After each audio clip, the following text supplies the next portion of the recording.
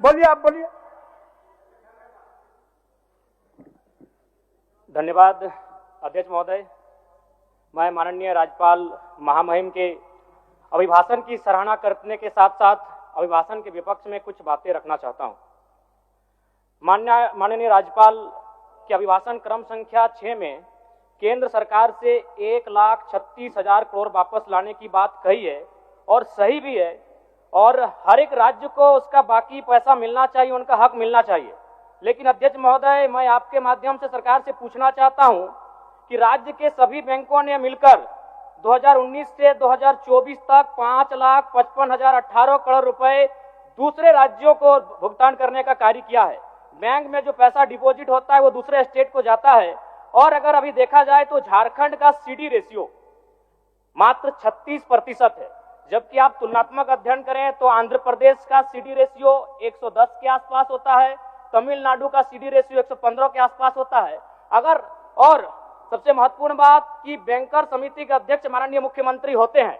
अगर इस पैसे को हम लोग बचा के अपने राज्य में ले आते हैं तो लोन के माध्यम से यहाँ के युवा, यहाँ के महिलाओं को अगर निर्गत कराते हैं तो बहुत बड़ी समस्याओं का निदान होगा। इसलिए मैं चाहता हूं कि सत्ता का ध्यान इस ओर आकृष्ट हो।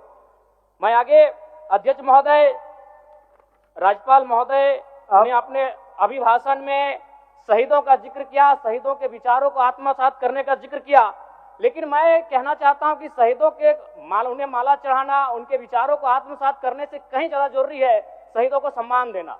मैं एक झारखंड, चूंकि माननीय मुख्यमंत्री भी झारखंड आंदोलनकारी के सुपुत्र आज वो मुख्यमंत्री हैं, मैं भी एक झारखंड आंदोलनकारी का बेटा हूं, आज मैं विधायक के रूप में आपके बीच हूं, लेकिन आज असंख्य झारखंड आंदोलनकारी के परिवार है जो आज छत बिछत हो चुका है। इसलिए मैं चाहता हूं जिस प्रकार एसटी आरक्षण, ओबीसी आरक्षण और एससी आरक्षण, ईडब्ल्यूएस आरक्षण के साथ झारखंड आंदोलन की लड़ाई लड़ने वाले आंदोलनकारियों के परिवार को, आश्रितों को 5% आरक्षण की व्यवस्था की जाए, ये मैं सदन से मांग करता हूं। अध्यक्ष महोदय, थोड़ा सा और समय लूंगा। अब हो गया जयराम, जब सरकार का उत्तर होना है, अब सरकार, फिर बाद में फिर सेकंड पारी में मौका मिलेगा। मान्यवर 30 सेकंड, मान्यवर 30 सेकंड। चलिए बोल लीजिए।